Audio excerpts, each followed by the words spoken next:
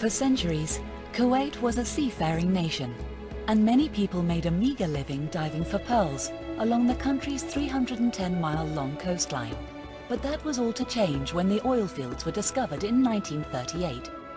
1946 saw the first exports of crude oil, and the country's Emir Sheikh Ahmed Al-Jaber Al-Sabah decided that the proceeds from selling Kuwait's black gold around the world needed to be invested wisely.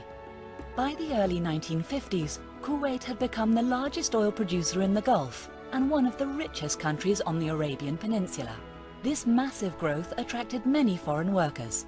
So in February 1953, his successor, Emir Sheikh Abdullah Al-Salam Al-Sabah, turned what had been an account at the Bank of England into the Kuwait Investment Board, the KIB. Based in London, 4 British experts, including 2 directors of the Bank of England, were entrusted with playing a key role in running what had become the world's first sovereign wealth fund. This fund is about to celebrate its 60th anniversary.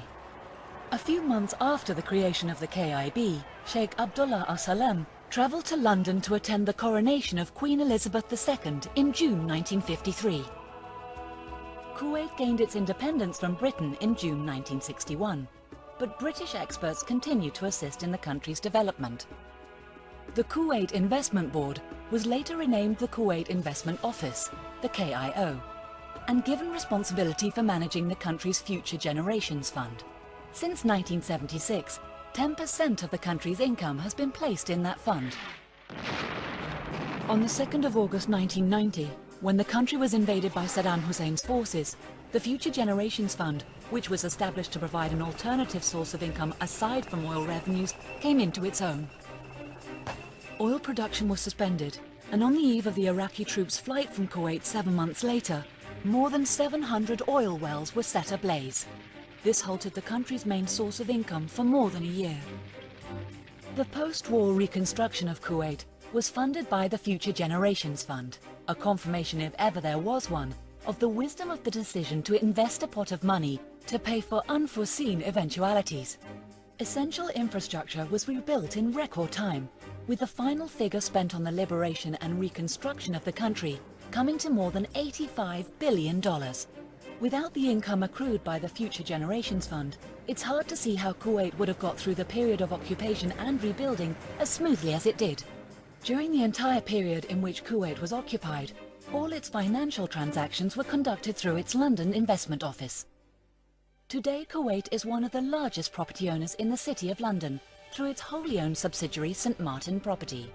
The KIO's in-house team is also investing on the international financial markets and has acquired interests in a wide range of industries, including aerospace, banking, oil, communications, and the auto sector. Since the financial crisis of 2008, the Kuwait Investment Office has spotted many a lucrative investment opportunity to boost the Future Generations Fund. More recently, it has also started investing in emerging markets in Asia, South America, and Africa.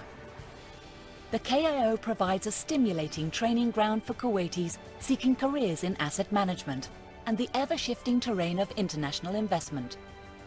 Trade between Britain and Kuwait goes back a long way, and today the KIO plays a vital role in consolidating those links.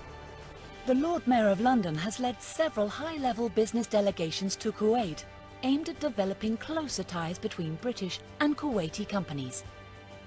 The Kuwait Investment Office continues to draw its inspiration from Emir Sheikh Abdullah Al-Salam, who 6 decades ago had the foresight to plan for the needs of generations to come.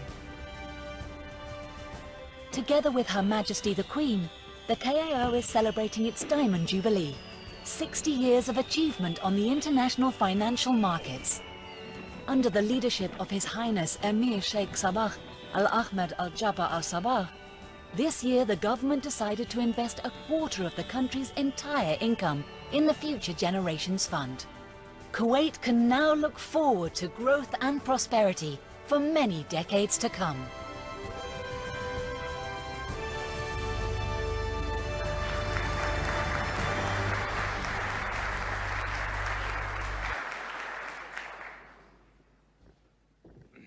Your Highness Sheikh Sabah Al-Ahmed Al-Jaber Al-Sabah, Your Royal Highness Duke of York, Your Excellencies, thank you again for sharing with us this celebration, and thank you, Your Highness, to join us here.